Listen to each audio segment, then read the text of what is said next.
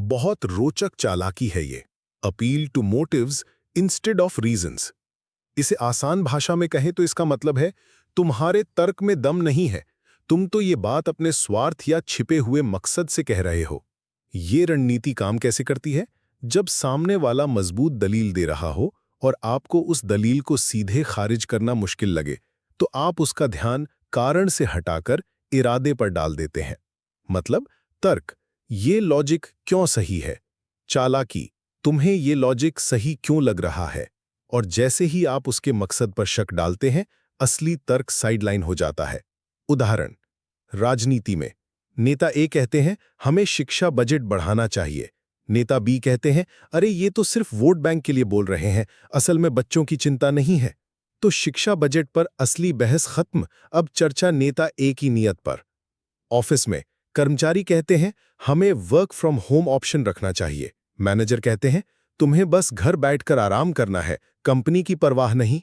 तो असली मुद्दा गायब, अब सवाल सिर्फ कर्मचारी की आलस प्रवृत्ति का। घर में पति कहता है चलो इस महीने खर्च कम करें। पत्नी कहती है अच्छा तुम्हें अपने दोस्तों के साथ बाहर घूमने के लिए पैसे बचाने हैं, है ना? तो वित्तीय अनुशासन की जगह चर्चा पति की नीयत पर। ये रणनीति चलने का कारण है कि लोग भावनाओं पर जल्दी प्रतिक्रिया करते हैं, तर्क पर धीमे। अगर किसी की नीयत पर उंगली उठा दो तो उसकी छवि तुरंत गिरती है।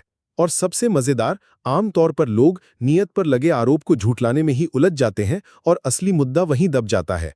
अगर कोई आप पर यह हथियार चलाए तो क्या करें? यानी जब आपके तर्क को तुम्हारे छिपे मकसद पर हमला करके कमजोर किया जाए तो नीति वर्सेस नियत का फर्क साफ करो। भले ही आपको लगे कि मेरा कोई मकसद है, पर आइए पहले देखें कि तर्क कितना सही है। इरादे को इर्रिलेवेंट बना दो। हो सकता है मुझे फायदा हो, पर इससे तथ्य तो बदलते नहीं।